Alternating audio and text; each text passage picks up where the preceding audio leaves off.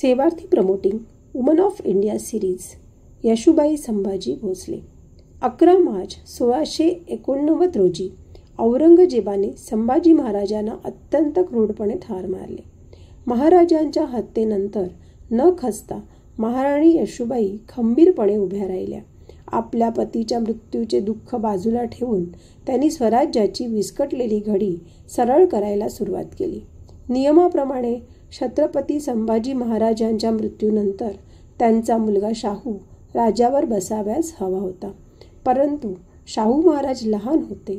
त्यामुळे तत्कालीन परिस्थिती पाहता त्यांच्या लक्षात आले की स्वराज्य टिकवायचे असेल तर मुलाच्या प्रेमापेक्षा कर्तव्याला जास्त महत्त्व दिले पाहिजे.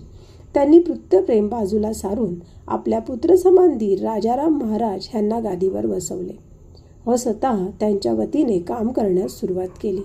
त्यांच्या या स्वार्थ त्यागामुळे सर्व मराठा सरदार एकत्र राहिले. छत्रपती संभाजी महाराजांना ठार मारल्यावर औरंगजेबाच्या आशा पुन्हा पल्लवित झाल्या.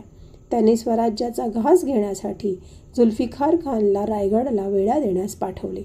येशूबाईंनी त्यावर उपाय काढला. त्यांनी राजाराम महाराजांना सुचवले की त्यांनी रायगडच्या वेढ्यातून बाहेर पडून जिंजीच्या किल्ल्यात तळ ठोकावा. रायगड वेढ्यात अडकल्याने संपूर्ण राजधानीच त्यांनी जिंजीला हलवली.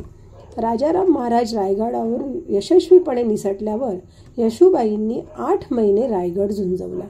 खूप प्रयत्न करूनही गड ताब्यात येत नाही असे पाहून औरंगजेबाने कपट करत रायगड ताब्यात घेतला व येशूबाईंना आणि शाहू महाराजांना अटक केली.